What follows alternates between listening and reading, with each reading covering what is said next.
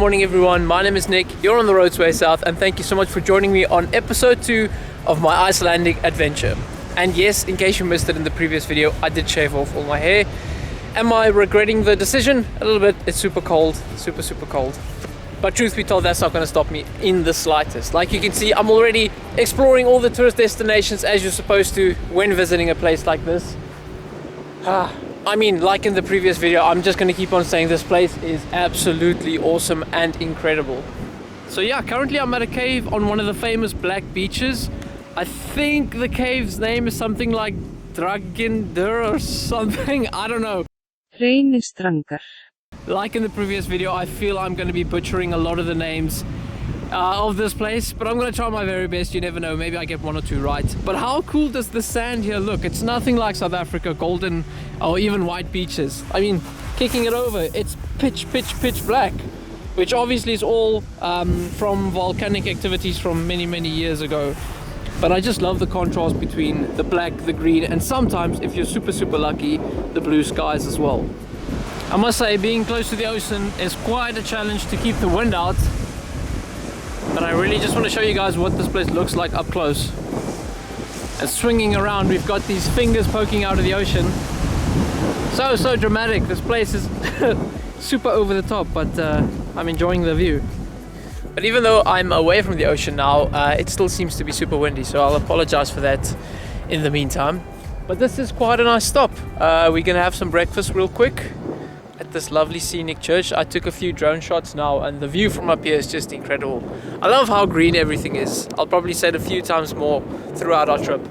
But no, it feels like the landscape is just so much more emphasized with all the green and black contrasts. It's such a pretty place, guys. Truth be told, one of the real big reasons why I was looking forward to today is actually right here in front of me, and it's probably one of the only times in my life I'll ever be able to see something like this, which is the one flank, I guess, of the biggest glacier on Iceland. And I mean, I don't think the video is going to do it justice, guys. It looks like a wall, an ocean, like a big wave of ice is heading this direction, something from like the day after tomorrow or something. So the big glacier's name, and this one I actually know because I've read up a lot about it, it's called Jökulsárlón. Jökul actually means glacier. Sárlón, I guess, is the name of this glacier. So this flank actually has a different name, but it's also connected to the Sárlón glacier. So I'm not exactly sure how or why they named them differently, but we're still going to continue along the main road until we get to the Diamond Beach, and hopefully when we get there you guys will see why they call it the Diamond Beach. I'm actually surprised that it's not super cold out. It must be said though, there's no wind blowing, and I guess when the wind comes down from the mountainside over this valley, then it really gets cold. I can't imagine staying here. There's a few houses along the road and everything, and I think when the winter cold comes, they're probably the first people that get covered by snow. Guys, when I get back to Cape Town, I'm gonna buy my first Lamborghini because I'm rich. I found diamonds. Okay, just kidding up. Stupid joke, I know. But yeah, we are at the Diamond Beach at the moment. Look at that. So yeah, these are all ice shards from the Jökulsárlón glacier that we were just looking at. And again, the contrast between colors. Pristine white against pitch black sand. I mean, Iceland is just such a place of radicals. Everywhere you look, everywhere you drive, there's just something to look at. A photo opportunity, something to go take in and remember for the rest of your life, because it's so different from anywhere else. I mean, just look how cool this looks. This massive shard of absolutely clear ice. I can see my hand on the other side.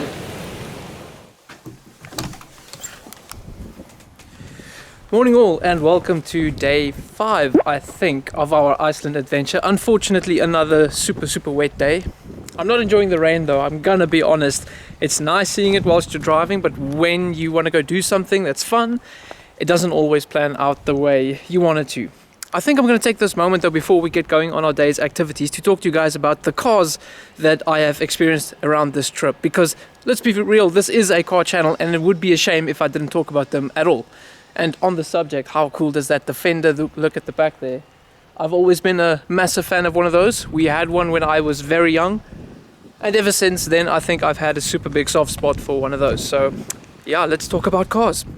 for this discussion though, I think I'm going to hop inside a car so that I can talk to you guys and not get wet in the rain in the meantime. Now, I'll be honest, before coming here, I wasn't actually expecting anything on the topic of cars. There aren't a lot of people here. I think the population is only 300 to 400,000 people. And obviously, less people means less money, means less chance of seeing something more expensive or more exciting.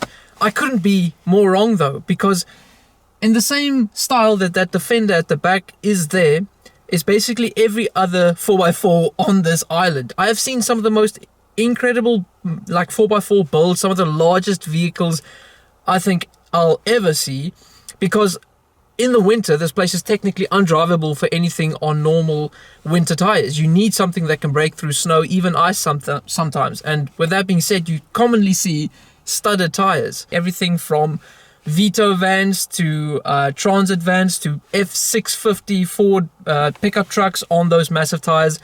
And when you see one of those coming in the other direction whilst you're driving on these small narrow roads with no runoff space, you start to stress a little bit, I'll be honest.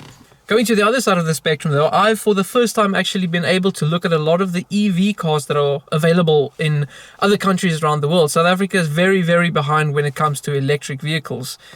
I've been able to see Porsches, Teslas everywhere. I'd say like a third of all the electric vehicles are Teslas. It seems that they're very well established here. Hyundai's got a few electrics. I think I've even seen Mitsubishi, if not electrics, at least hybrids. And then obviously seeing Teslas is something completely alien to me. I've never seen a Tesla. We don't have any in South Africa. I think there's only like one, maybe two.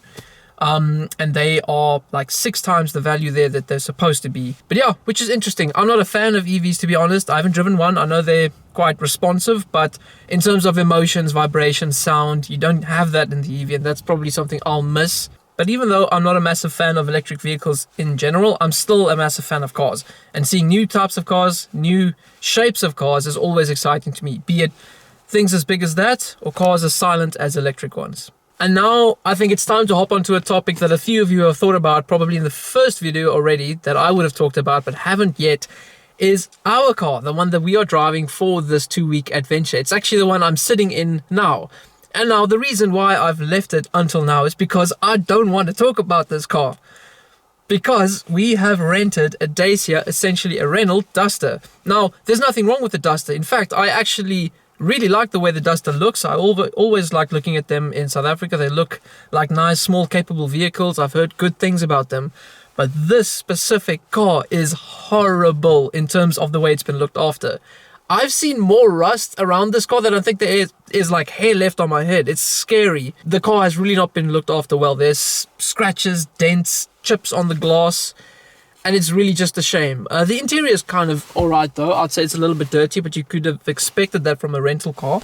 Except I think there's a leak in the floor, which is probably because of rust. It's coming down or up from the underside. Luckily, I've been able to spend a lot of days, a lot of hours now behind the wheel, and it is fantastic. It really drives nice. We've got a manual one, thankfully. It's the 4x4 version, but the gearbox is smooth. It builds up quite nicely in the revs. I rarely have to push it like over 3,000 revs because there's so much torque low down. I think it's 240 newton meters of torque because it's a diesel. So you can shift early, you can save on fuel. This is actually, I think, twice as light as my 86 is on petrol, and that's a light car. Like, it's got really good fuel economy. There are a few niggles in the way this car is designed, though. It's not absolutely perfect because it's a French car. No offense to anyone watching, but I've heard a few funny things about those types of cars. The first of which is the fact that the central knob button on the radio system is used for frequency and not volume, which doesn't make sense because you save your presets, so you'll be like, oh, there's a cool song, turn it up, and all of a sudden you switch to a different station. The other one, the most irritating one though, is where you rest your elbow when you're like driving for 6 hours at an end, is exactly where they placed the button for the window. So you'll be driving like at 90 kilometers an hour, and all of a sudden you're opening the window and it's wind, rain, cold rushing into the car, which really sucks. It's happened to me like 4 times now. But honestly, really, other than that, I can't fault this car.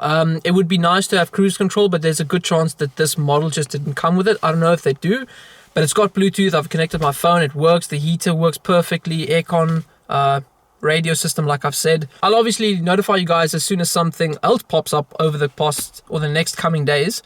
But so far, can't complain. But on the topic of cars, that is all for now. We are on our way to a super fun, super interesting location for awesome activity. So I'm going to drop all the information about that soon. For now, I'm going to go get ready and I'll see you guys soon. Okay, so it's raining even more now. What a surprise. But behind me, we've got the activity for today. Ooh. I mean, that's kind of a car, right? It's called an amphibian of some sort. So it's a boat and a car combined into one. And we are going to take that thing into the glacier. I'm super excited, but also super wet. Nonetheless, though, we're going to make it work and it's going to be super awesome. Let's go.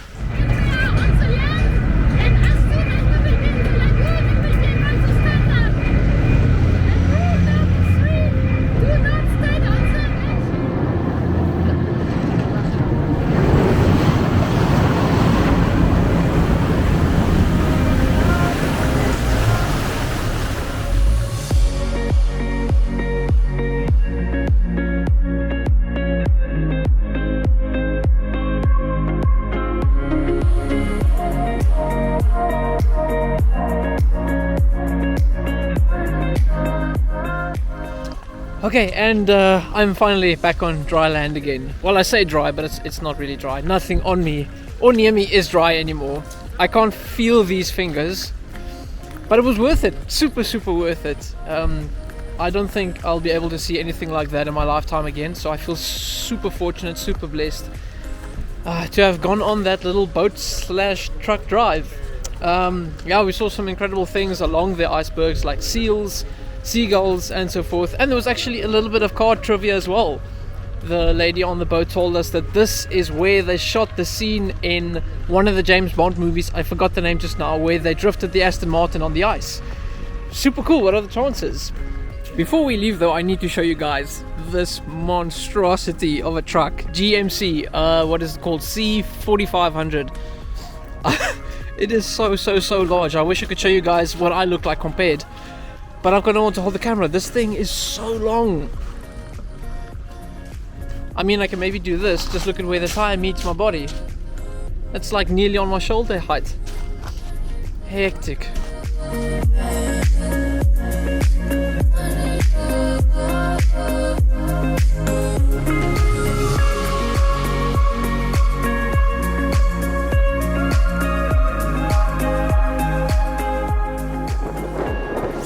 So I've got some new dry clothes on now, and we've traveled about 2 hours east, and now I'm at the site of probably one of the places I was most looking forward to visiting whilst in Iceland.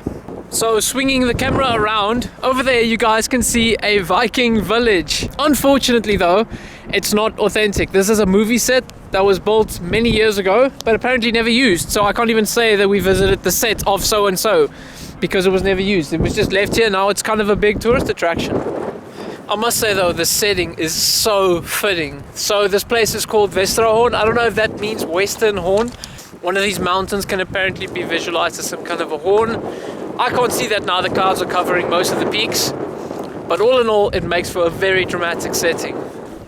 Yeah, this is kind of cool. I'm super glad we made the trip through. All these grass roofs, all the timber everywhere. It's very well authentic from what I've seen on television. That's probably the best bet we've got to go by. It's really nice though. The only shame I feel for especially photo opportunities are these notice boards that tell people not to enter the buildings because they could be dangerous and so on and so on. I can kind of just show you guys this facade of the building. Would be super nice to take a picture of, but that plastic board right there, white and all, just makes it kind of like an eyesore, to be honest. But other than that, really stoked. I must say it's probably worth mentioning the fact that it's already day 6 on our adventure, and technically at the end of this day we are nearing the halfway mark of this trip. It's kind of crazy how fast the time is going past, and it kind of sucks because it means when it's over I have to go back home. I'm super happy with the location we are at now. I'll swing the camera around and show you guys, but essentially this is a canyon completely made up of hexagonal stone columns. Some of them look like they're twisting around, some of them look like they're just like holding the earth up. It's absolutely incredible. The water is so blue, the landscape is so dramatic, and then green next to the greys and the blacks. I have no idea like how to describe this place any better. It kind of reminds me of the Giant's Causeway in Ireland. Now this is definitely worth showing. Look at the viewing point and the elevation that we get once we come onto this platform. Look, I've got a small fear of heights, so this is like challenging myself. I'm doing this for you guys. Oh my goodness, that is high, but definitely worth it. I must say, even though it is high and I've got a fear of heights, the water looks so inviting. Like I'd like to jump in, I'm not gonna lie.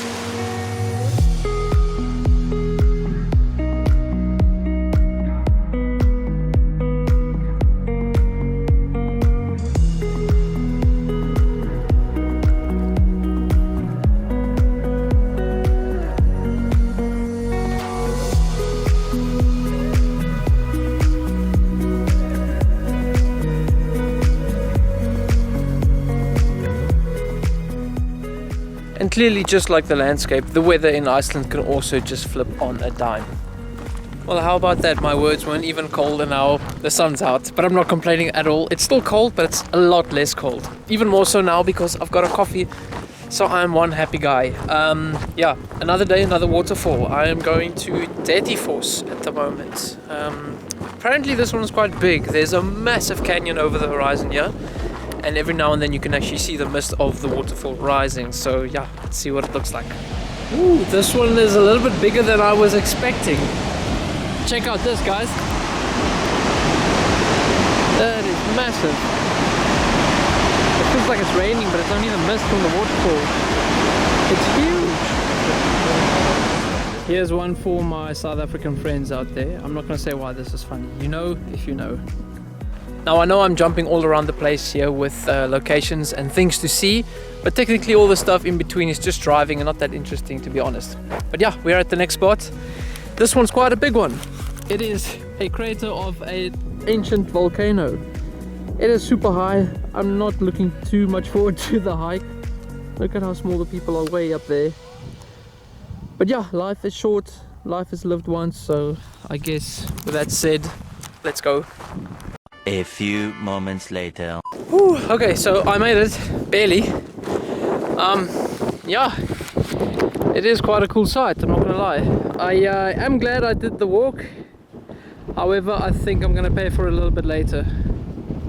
And on the morning of day 8, I think, I can't even remember anymore, it's too cold to think. But I think I'm gonna call this video right here. We had a lovely time yesterday in Akureyri, which is technically like the second biggest town. You could probably call it a city, but it's not very big. And it was awesome. It was so nice to see the culture there, some of the buildings.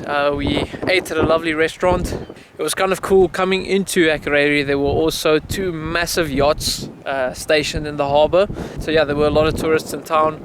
But it was a super nice vibe. The weather was actually better in Akureyri than it was in the place where we were staying in Olofsfjorden, I think, which is an interesting town actually. The only way to get there is via 2 tunnels through the mountains or through the fjord.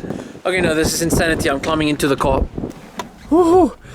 That's a little bit better. The car culture in Akureyri was also kind of interesting. You could see there was a lot of American influence. I actually saw a Chevy Camaro, which was very nice. I haven't seen one in years.